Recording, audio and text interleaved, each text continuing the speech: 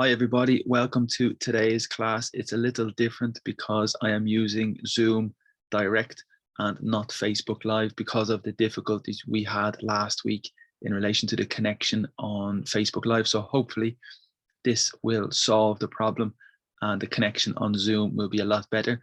I have sent the link to people on the Facebook page, so it's possible some people will join during the class, and that's the plan. But the structure will be almost the same as the other classes on Facebook Live. We will begin with an introduction document in relation to the grammar to explain the important concepts and the important terms at the beginning. And after the introduction, I will show you some phrasal verbs and some idioms. They are the two areas that I focus most of the class on. So that's the plan. It will be very similar from the other classes. I hope we have no problem with the connection, and the quality of the video I hope is very, very good. And we have maybe 5 people working from home, 5 or 6 people working from home. So it's possible we have some distractions, but hopefully there's no big disruption and big distraction. Probably similar for you. You have a lot of people at home and you're working from home at the moment. And the pandemic, of course, is causing a lot of chaos for everybody. And since Monday, we have opened the restrictions. We have improved the restrictions in Dublin. So this is a big change, and hopefully this will improve things. But I know your situation probably is very difficult in lots of places, and that's the plan as well. So I know this is, I need to just change the speaker view because this was the same problem the last time I had with the, so let me see if I can hide. Okay, yeah, perfect, excellent. So that was the problem the last time when I used Zoom, and I think now we have solved the problem. So I think we still have people in the Zoom call, and my plan is to continue the same way and record. So I hope you enjoy the video, and now I will share the screen to show you the class. And here you can see the class and the structure for today. I think the only negative with using Zoom is my video will be very, very small, which is a pity. And maybe I can try this again if I hide non-participants. No, so just bear with me for one moment. And no, okay, so I'm going to have to use it this way, and I'm sorry, but my video is very, very small, but hopefully that's no problem for everybody. Okay, so here I'm going to show you the introduction. Here we have the agenda, the introduction document number 1, and then we continue with the phrasal verb list and the idiom list and the maybe an article depending on the time. And also we have notes from the class. So that's the plan for today. Very similar to the other classes. As I said, on the left, you can see the agenda for the week. So this is week 15. And in the morning, we have the speaking classes at 9 o'clock. But we also have a group which is very popular at the moment. And we have like practicing debate, practicing conversation, and we focus on correction. And also we focus on vocabulary. So that's the plan every morning at 9 o'clock Irish time. And you can see the information here on the left. Also, we will continue with the free classes at this time. As I said, I will use Zoom for the majority of the classes at the moment, and I will post the video after to Facebook and also to YouTube. So the class is recorded at the moment. And also we have the webinars every afternoon at 4 p.m. And today we have a webinar dedicated to IELTS. So that is the plan at 4 o'clock today. If you're interested, you can contact me and you can book your place, but probably you are familiar already with the structure. There are no subtitles in Zoom. Maybe that's the only negative, and that's the only disadvantage using Zoom. And but we'll continue because I think the connection and the quality will be better. So first is the introduction document, and most people are probably familiar with this, but still it's necessary for me to explain because I think it's the most important document when you study English. And for me, there are 3 sections that are very, very important. The first section is use of English, and I'll put my screen here. So the first section is the use of English. The second section is related to tenses, so the different tenses, and the third section is related to grammar. Okay, so let me explain just very briefly the first section. So use of English, we have different accents, of course, around the world. We have lots of people that speak English very differently. In the United States, the accents and the dialects are very different. And also in Australia, United Kingdom, Ireland, we have a lot of different accents, and this is a big area of English, and it's very, very important. The second part is related to phrasal verbs, and that's, as you know, you are probably familiar with the concept of the phrasal verb. It's the verb plus a preposition, and it's possible a literal significance, but also possible second significance, and that is very, very important area of English. So just to remind people who have joined, the class is recorded at the moment, and my intention is to put the class on Facebook later and YouTube. The only negative is my screen is a little small, but we will continue with the same structure as before. Also, as well as phrasal verbs, we have idioms. So idioms are a big part of English, as you know, I am sure. So they are expressions, or very typical expressions that we use in conversation with family, conversation with friends, and also in formal, very serious situations as well. So idioms and phrasal verbs are a big part of English. Conversation and pronunciation also is very important. So of course, you should try to practice conversation frequently, and pronunciation I will try to help during the class. Again, different tenses for the new people. This will be very important, but if you are familiar with the class, this is very familiar with to you. But in English, when we have different tenses, we speak in different times, and it's very important at the beginning that people are very familiar with the different concepts and the different times in relation to the tenses. So for example, the most typical is the simple. We have the present simple, the past simple, and the future simple. They are very, very important. And the big challenge in English, the big difficulty, is we have a lot of irregular verbs in the past simple. So the past simple is problematic because we have a lot of irregular verbs, okay? And we have the present simple and the future simple. The next idea is the continuous. We have the present continuous and the past continuous and the future continuous. For example, I am eating, I was eating, and I will be eating. Okay, so they're the most typical tenses, the simple and the continuous. The next idea is the perfect, and we have the present perfect and the past perfect. Also, the future perfect exists, but there is a little difference between the present perfect and the past perfect. Basically, we use the present perfect before it's an action that's finished in the past, but the consequences are related to the present. And also the past perfect is similar, except the past perfect is usually before another action in the past simple. That's the big difference between the past perfect and the present perfect. Okay, so the infinitive, most people are probably familiar with the concept of the infinitive. It's the verb to go, to eat, to have, to drink. The infinitive, we have the preposition to, and that's very important because during the class, I mentioned frequently the infinitive, so it's necessary that people are very familiar with the concept. Also, conditionals are very, very important. In the book, in the theory, we have a lot of conditionals, and we have the 0, first, second, third, and mixed conditional, and basically they are related to maybe if and when and the different times. So conditionals are very important. Also, the active and the passive is very impressive, very fluent, and very advanced. And it is a good idea to be very familiar and to understand well the concept, the active and the passive, because it's very impressive when you use it correctly, and it's very frequent. Okay, so they're the most important tenses, as you probably know. But as I said at the beginning, this is just to explain maybe for new people, because this video will be on Facebook, and also I will put this video on YouTube. So it's also important to refresh and to remember the grammar. The final section for me, which is very important, is here in relation to nouns and substantivos or articles. So every noun in English, you need an article. As you probably know, there are two articles. We have a and the, indefinite and definite. For every noun, it's possible to use an adjective, and the function of the adjective is to describe the noun. So car, the big car. So the adjective would be big, and the position of the adjective is before the noun. That's very, very important. Also, we have the concept of countable and uncountable in relation to the noun, and this is important in relation to how much and how many. But also, if you have a doubt, you can use a lot or a lot of, and that's flexible for countable and uncountable. Also, with the adjective, we have the concept of comparative and superlative. So this house is big, but the other house is bigger than this house, but the other house is the biggest.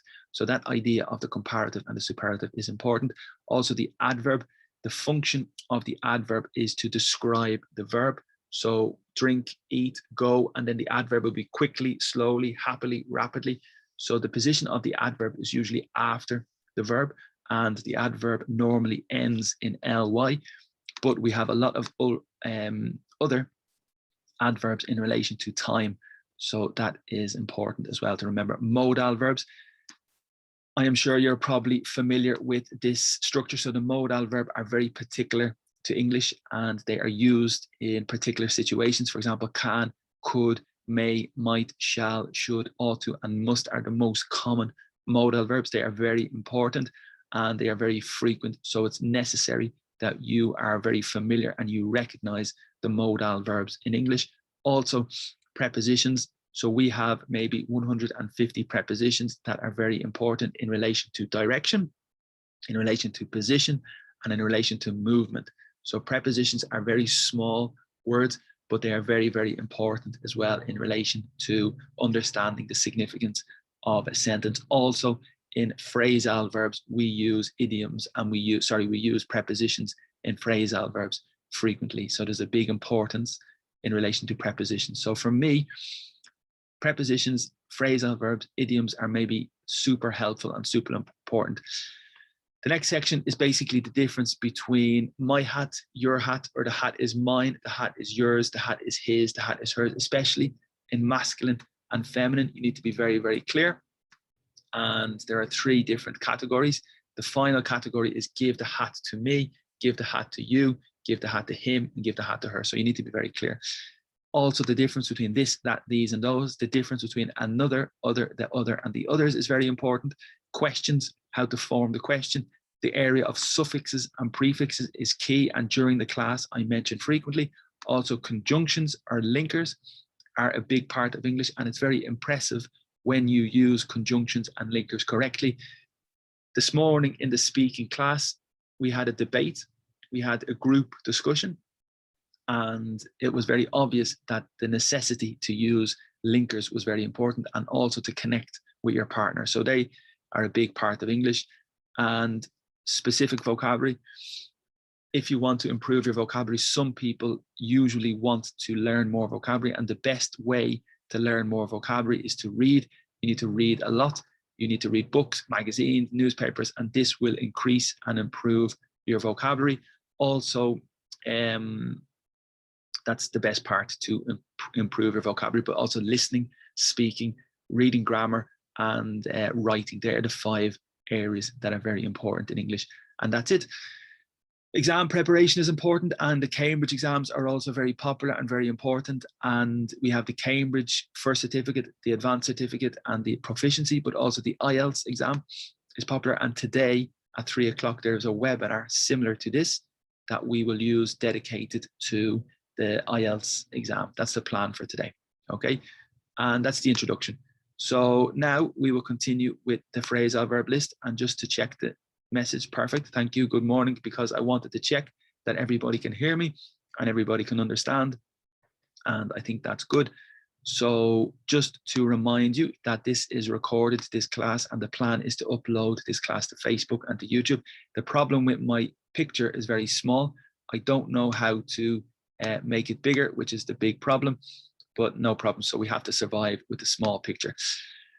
Okay, so during yesterday's class, it was a pity because I had continued to explain the phrasal verbs beginning with sell out, but unfortunately the class was closed yesterday because of the connection.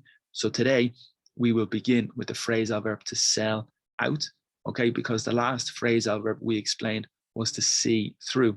And the significance of to see through is when somebody is telling a lie or somebody is not telling the truth and they are dishonest. You can see through the person, or you can see through the lie, and you can finally see the truth. So that's the most typical phrasal verb. It's very important. There is a second significance with the see through. It has the significance to complete. So you start your university course and you decide to see through the course. You decide to finish because maybe you have a doubt, maybe you are not enjoying the class, but finally you decide to see through the class, which is the similar significance as to see out. So it's very, very flexible and very important. But the verb to sell, and I'll just make this, the text a little bit bigger so you can see. There is a phrasal verb to sell out, okay? And this is very important because it's a bit specific. So the significance of sell out is maybe in the context of a celebrity. So imagine you admire the celebrity, you look up to the celebrity, you idolize the celebrity, but finally the celebrity decides to promote a product that you do not like, or promote a product with maybe like cigarettes, for example, which are maybe unhealthy. So the celebrity loses their values or loses their importance because they receive money from the product to promote the product. That's a typical example to sell out. So when somebody receives a lot of money to maybe do the bad action or maybe to do the unethical action, that could be the context to sell out, okay? And again, the other possibility is to sell up. And this is used commonly when a person is moving house or the person is selling the property, and they sell the property and they completely move and they completely sell everything. So that's a very appropriate moment to sell up everything and to leave. Okay, so you sell up the house, you sell up the land, and you move to another situation. It's also possible with a business. So you can sell up the business and sell up and just leave in relation to your property and your house, okay? The other possible phrasal verbs with sell, for example, sell back, maybe not, it's more literal. So I buy the computer from you and I sell the computer back to you. So it is possible, but it's not typical, okay? The other common one is to sell on, and that means to continue or to move the product. So for example, I buy the watch. This is my watch, and I bought in the past, I bought the watch. And next week, I decide I want to sell the watch because I am not happy. So I decide to sell on the watch. Okay, so that's the significance of the preposition on. It's like continuation. So it's typical as well to move on. For example, if there are a lot of children, a lot of kids playing in the park, and the neighbors, the residents, want the children to move, it's very typical to say to move on, like to continue, to move to a different place. So it is possible to sell on a watch, to sell on a product, and the significance is that you sell it to another person, okay? As I said, sell back is maybe possible. Sell under, not really. Sell out, we said, and they are the most typical phrasal verbs with the verb to sell. But remember, the verb in particular is very important verb because it's a very common verb to sell, and the past is sold and the participle is sold. But also we have another significance in relation to combinations. You can say on sale, you can say for sale, you can say sold out, and there is a possible expression to sell yourself, and finally to sell yourself short. So maybe on Instagram yesterday, you have seen the video or you have seen the explanation on Instagram yesterday.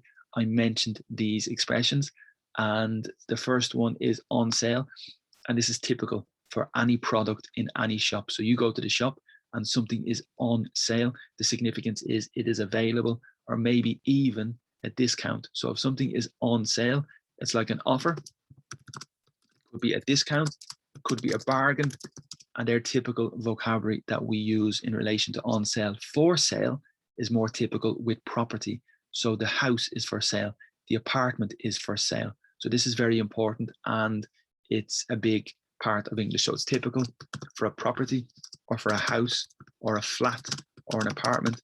So my apartment is for sale. As I said, the difference, on sale, is more for a product. So there is a difference between the two, and that is important as well. Also, the phrasal verb sold out is commonly used when there is no product available. There is no more product. So the tickets for the concert are sold out. They are not available, and it's impossible to use them. It's impossible to buy them because they are sold out.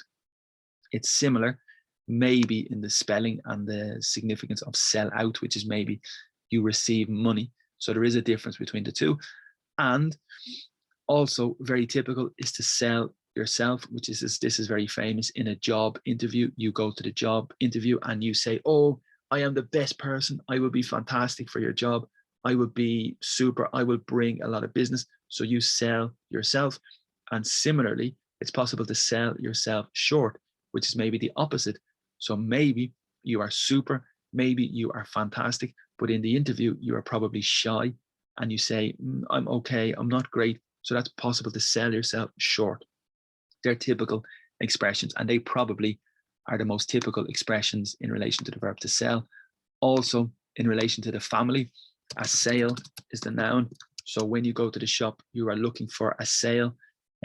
So you need to be clear and you need to identify in the future the differences and this family of vocabulary. Very, very important. Okay.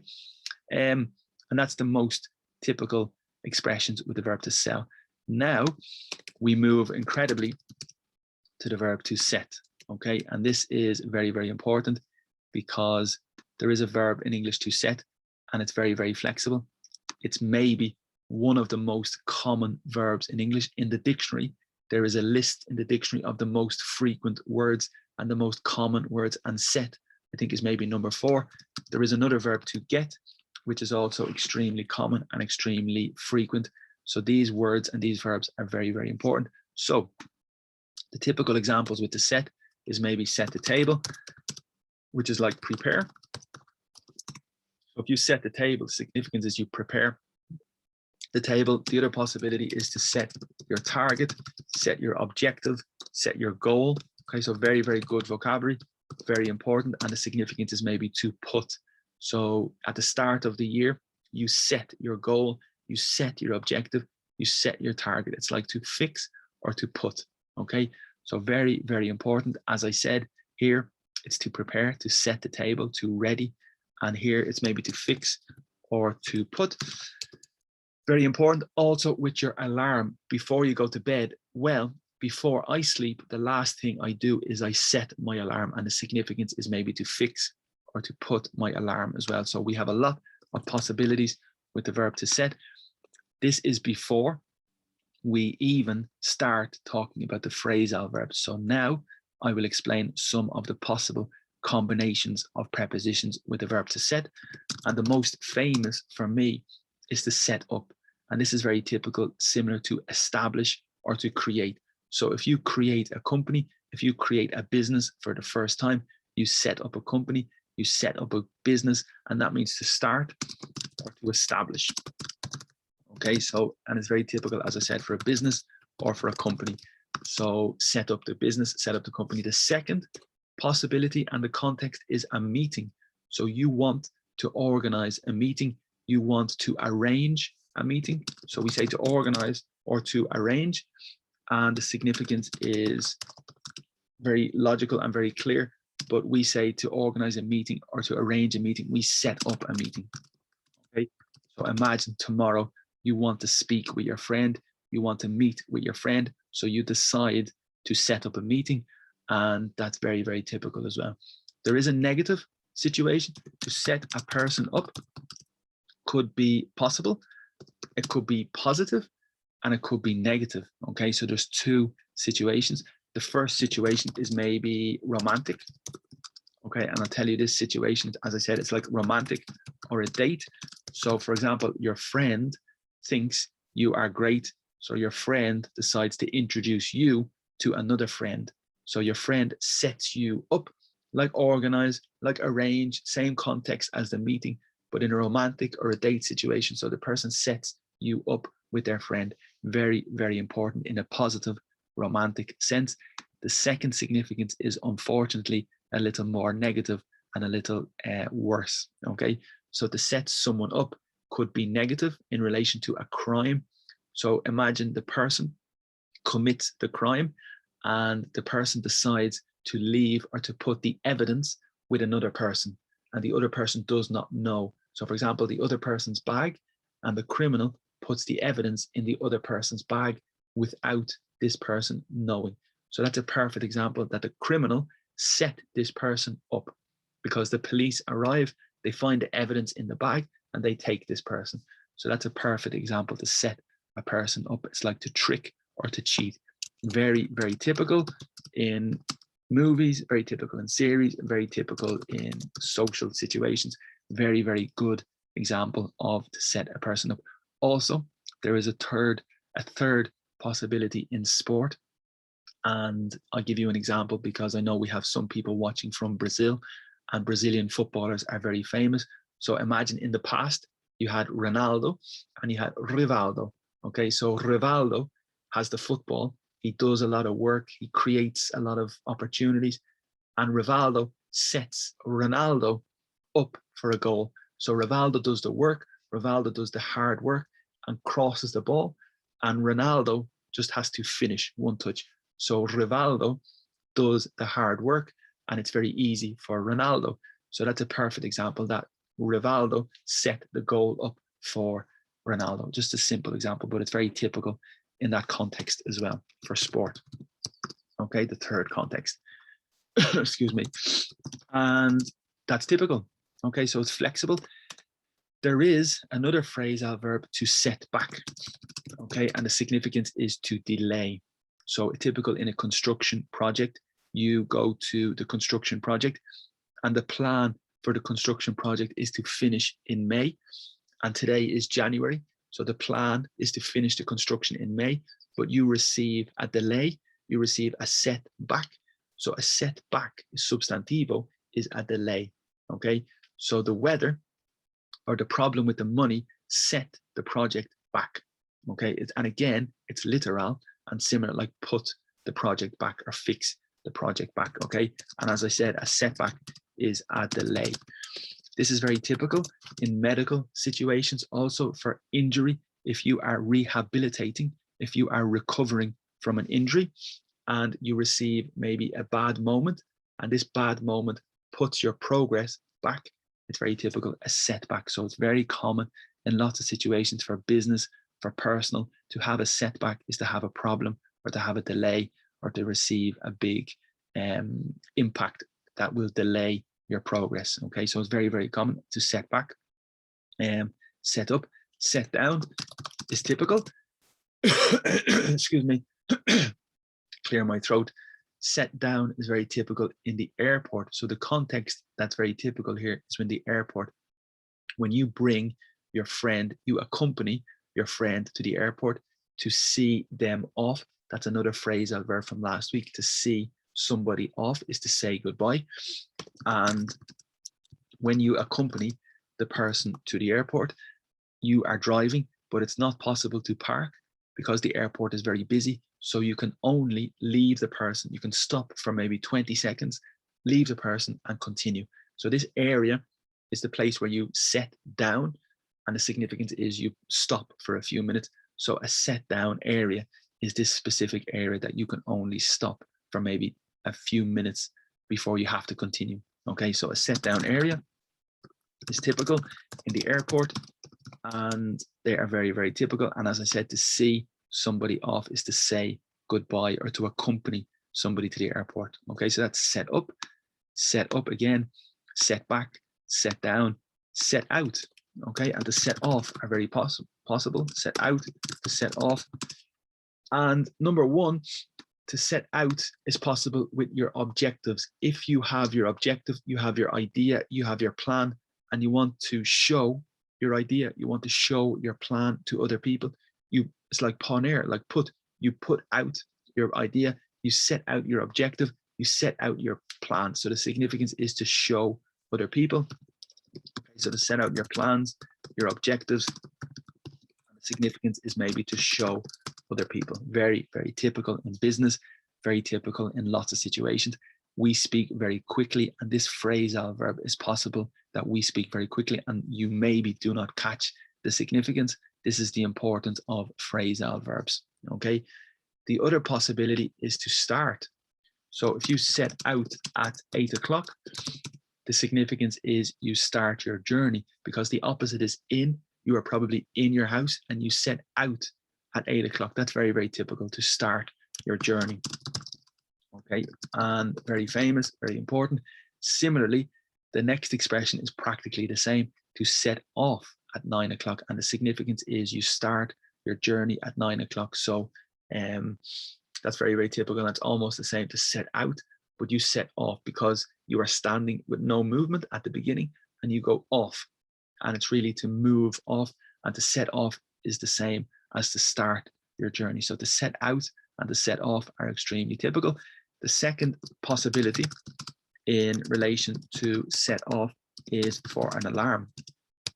Okay, so this is typical when you enter the room, you enter the house, you enter the building, and you do not know that the alarm is functioning. So you enter the building and by accident, you set off the alarm. So the alarm starts to sound because you entered the room, okay? And that's possible, but it's usually by accident, okay? So that's the key difference, because if it's intentional, we say to turn off the alarm. When it's intentional, that's the big difference, okay? So when you set it off, it's maybe more accidental, but to turn it off is more intentional, okay? There is a second possibility or a third possibility to set a person off, okay? And this could be me, for example, to set me off. So in conversation with my friend asks me about the sport, my friend asks me about my favorite team, and I am very angry, I am very disappointed, I am very animated with my team. So this conversation, this one question makes me begin to be very angry. So this one question set me off. And the significance of off is like that you begin your conversation. And we say a rant is the specific vocabulary, because the verb is to rant. When you are very angry, you begin to rant. You complain, and your volume, your voice is very high. So to rant is very important when you're very angry. And there is an expression to rant and rave. And this means you're extremely animated, extremely angry. And there is a verb to rave, which is more typical with music, but it's more flexible because you can say, I am raving about this cafe. And the significance is that you admire this cafe. You are telling everybody about the cafe. So very important, to rant and rave means that you're very animated and you're maybe complaining and you're very critical. And the second possibility, I am raving about this cafe. The significance is you admire and you love this cafe a lot, okay? So that's the other expression, to set a person off, is to make them animated or to make them angry in discussion. Okay, so really, really typical, really common, maybe difficult for you to catch when you are listening to English, but another good example of phrasal verbs and the importance of English, okay? And I think maybe we have reached the end of the verb, of the phrasal verb to set. We have set down, set back, set up, set out, set off, and set in. Maybe it's possible in one context. For example, the movie is set in Dublin and the significance is located. Okay, so the movie is set in Dublin and that means located or prepared, similar to set the table. And also in the movie, we say the movie set, which is the location. So when you go to the telenovela, when you go to the soap opera, the location is the set, and this is the place where you visit, where they record and where they film the series, or where they film or record the movie. This is the set. Okay, so it's very flexible in relation to movie. Also, for the adjective, we say, are you set? And the significance is ready. Are you set for the exam? Are you set for your holiday? Are you set for the pandemic? Are you ready? Are you prepared? So very, very important, okay? And that could be most of the expressions with relation to set. The most important, probably, I may have missed one or two, but there is a typical list, and they're very, very important connections and context with the word set. And I think that's it. So here you can see sell out, okay? Set up is to arrange or organize.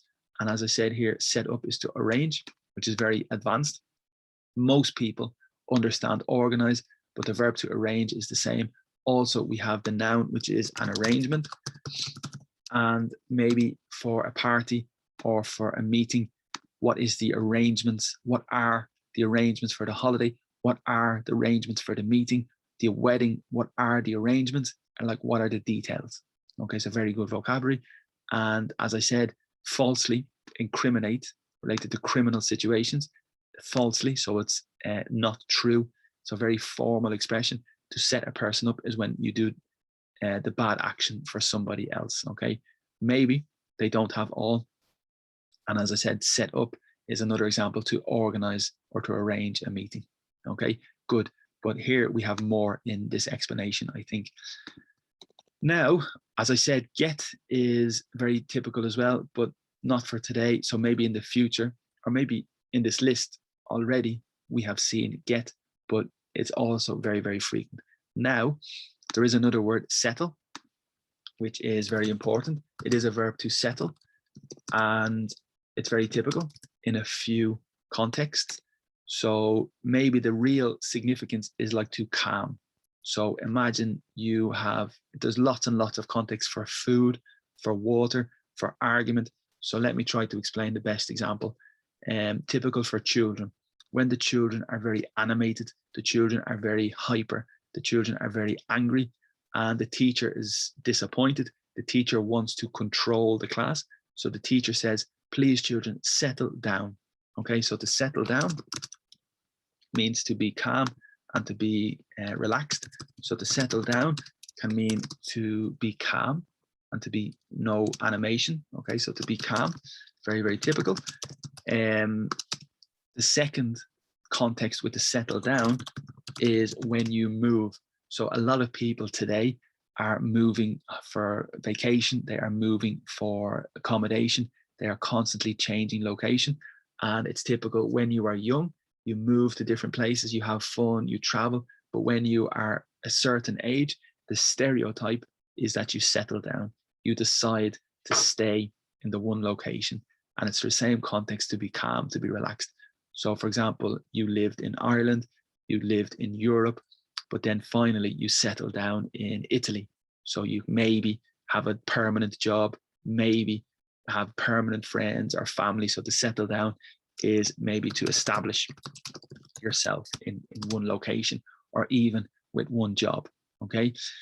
The other situation with the settle is very typical in the restaurant or a bill for the electricity. So a bill is very important vocabulary. And this is the item, this is the paper you receive from the electricity company, the paper you receive from the gas company, where it's necessary for you to pay the money. So this is a bill, and the significance to settle is very logical, because when you do not pay, the problem is represented, it's very high, this is a problem. And when you settle the bill, everything is calm, everything is relaxed. And that's the significance in the restaurant, because when the waiter or when the manager is waiting for you to pay the bill, the manager is a little worried, it's a little problem in the head, because he cannot relax until, or she cannot relax until the person pays the bill. So this is the significance to settle the bill. And the significance is everything is calm and everything is relaxed. The same with an argument. You can settle an argument, and this is exactly the same, that the argument is very intense, a lot of animation, so it represents the preposition up. So the argument is very intense, it's very hot, and the significance to settle the argument is you have an agreement and everything is calm.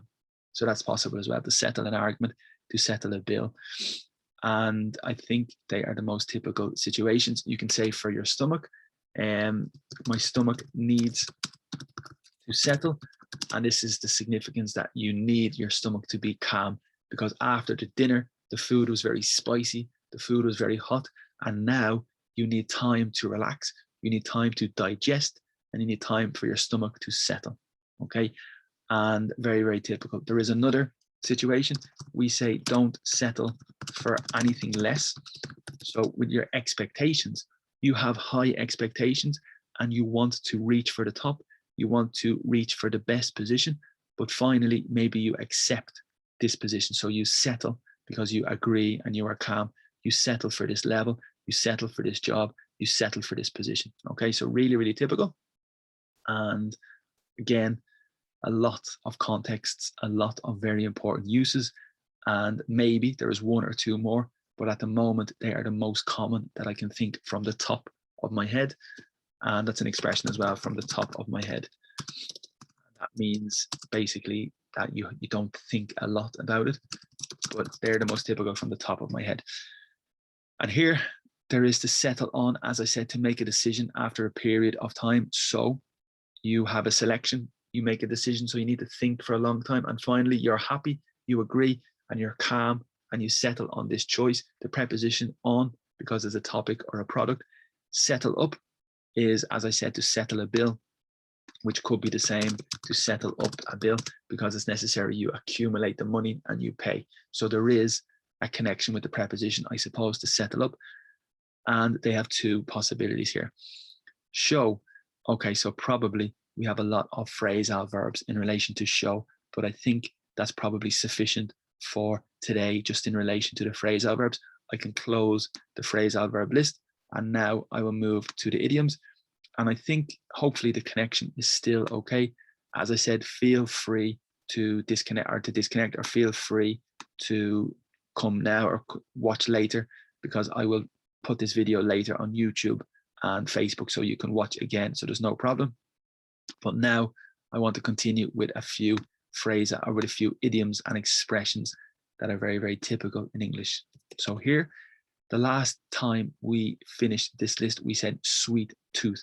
So if the person has a sweet tooth, the significance is they like chocolate, they like sugar, they really, really enjoy eating chocolate regularly. So I have a sweet tooth, you have a sweet tooth.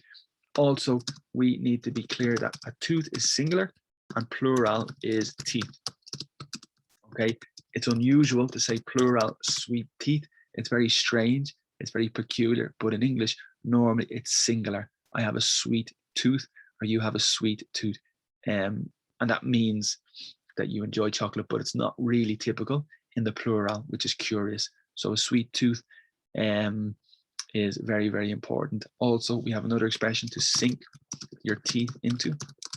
I think we saw this last week, and the significance, sink is like inundar, with the ship, to sink.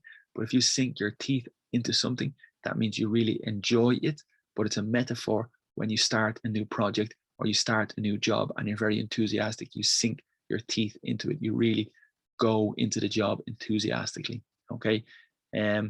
Of course, we say sink or swim, which is different, but it's a very typical expression, and the significance is you either live or you die, sink or swim, when you start the new job. With teeth, we also say teething problems. This is a famous expression, and the significance is typical for the metaphor in relation to children. When the child is growing and the child is a baby, the first teeth appear, and there are a lot of problems. Okay, so there's usually a lot of problems, a lot of pain for the children when they grow their teeth for the first time. But this is a metaphor in relation to a company, a metaphor in relation to a project, a metaphor in relation to a business. For example, Facebook Live. I was giving the class on Facebook Live, and maybe at the beginning we have a lot of difficulty, we have a lot of problems with the connections. So it's very possible in English to say we have a lot of teething problems, and that means like difficulties to start, and especially difficulties at the beginning. Really, really good. And probably, maybe there are a few more expressions in relation to teeth, but they're the most typical. Okay, let me check the chat. And okay, the connection is perfect. Good. Excellent. I'm happy. And that's definitely the improvement with Zoom. So probably I will continue with Zoom. And the only, well, there's no negative. I mean, people can watch whenever they want. So teething problems is good. And I think they are the most typical expressions in relation to teeth. And yes, we have another one. It's like plucking hen's teeth. And I think that's the expression. I don't use it personally, but it is possible. The verb to pluck is like to take, okay? And it's very typical for the eyebrows. So you can see my eyebrows, they're very natural, and I do not pluck my eyebrows, but there is a verb to pluck your eyebrows, and that means that you pull the hair from your eyebrow, okay? That's important vocabulary, the brow, because we say eyebrow, we also say highbrow. So also we have an expression to raise an eyebrow, a lot of expressions. And okay, so let me begin. To pluck your eyebrows is number one, and that's the verb when you remove very quickly. And the context here, plucking hen's teeth. When you remove the teeth from the hen, apparently it's very, very difficult process, I think. That's the metaphor and that's the joke. So if it's like plucking hen's teeth, it's an extremely difficult challenge. It's extremely difficult job, and that's the significance here. okay? And we have an adjective in relation to pluck. We say the person is very plucky, and the significance is maybe determined, okay? The person's very plucky, they're very determined, they continue. People say no, people reject, but the person continues, very plucky, very determined. It's related to geography and the river and the stone, because when the stone moves because of the water, that's plucking, okay? So it's all very, very important. And as I said, the adjective is very typical. A plucky person is like determined. Now, eyebrow, as I said, is this part of the face, that's the eyebrow. And highbrow is a metaphor in relation to maybe products or in relation to culture that's very sophisticated. So if this restaurant is very highbrow, it means it's very sophisticated. It's very, maybe a lot of educated people or academic people go there. So maybe highbrow is like sophistication. Okay, then the verb is to raise an eyebrow. And typically when you are surprised, when you are shocked, your instinct or your reaction with your eyebrow is like this action is like, wow. So your eyebrows go up. So this is a metaphor and an expression we say frequently. So his action or her action raised a lot of eyebrows. That's a typical expression. And the significance is a lot of people were surprised. A lot of people were shocked with the behavior. So it raised a lot of eyebrows. Okay, so really, really good examples of conversational English, really good examples of typical expressions, very, very common expressions. And I think they are the most important. Wow, I cannot believe that we have only spoken about one idiom. That's incredible. So that's the last expression we finished with. But the next expression is maybe more literal and more typical. So to take each day as it comes is a famous expression, and the significance is to be relaxed, to have an open attitude and just deal with the situation when it comes. So do not think more into the future. Just take every day, take each day as it comes, okay? And I think that's probably typical in other languages. It's very literal. It's not too difficult, but that's the significance in English. The next expression is common, and we say to take with a grain of salt. With a grain of salt or a pinch of salt is very typical as well. So here we have the verb to pinch, which is typical for children when the children are playing and the child does this action. It's to pinch me. So this action is to pinch. We also have an expression, we say penny pinch. And the significance is when you do not have a lot of money and you're very careful with the money and you're very worried about money, and maybe you do not want to spend a lot of money. So you're counting your money because you do not have a lot. You're maybe penny pinching. It could be negative, but it's usually when people are very conservative with money. That's probably the best explanation. Okay, so conservative with money. Conservative with money. Also, there is a verb to pinch, which is informal, to steal, to rob. Okay, so to steal or to rob is to pinch. So somebody pinched his bag, somebody pinched his wallet, very informal, and the significance is to rob or to steal. And here, a pinch of salt is just a little piece of salt, a little quantity of salt, and the expression a grain of salt is maybe just one piece of salt. So a grain is maybe one particle of salt, but a pinch of salt is a bit more understandable as well. So to take something with a pinch of salt, the significance is, it's difficult to explain the logic, but the significance is do not listen to that person very seriously. So this person tells you a story and in reality, it's false, but you do not know. So your friend recommends that you take the story with a pinch of salt. So you just basically don't take it seriously. That's the advice. So take it with a pinch of salt is, it's just a comment and it may not be true. So it's a very famous expression, very typical and a bit difficult to explain. But also with grain, we say to go against the grain. And the grain is related to the wood. So in the wood, you have the grain in this direction. And if you go against the grain, you maybe do something that's against the, so you do something that's against the typical behavior or the typical habits of other people. For example, Facebook. So most people have Facebook. So the majority of people have Facebook. It's the grain. And then to go against the grain is maybe you refuse to create a Facebook account. You decide not to create a Facebook account. That's the expression, to go against the grain. Or to swim against the current is typical as well. And that's in relation to the water. You have the current is this direction. And if you swim against the current, it's very difficult, but you are content, you are determined, you are maybe plucky that you want to continue in this direction. So that's to swim against the grain. Taste of your own medicine is very famous. And I think most people probably understand that. The noun is a taste. Okay, a taste of your own medicine, as I said, is very typical. And the adjective is important. We say maybe tasty for food, and you can also say delicious. If something is delicious, it's tasty, so very typical vocabulary.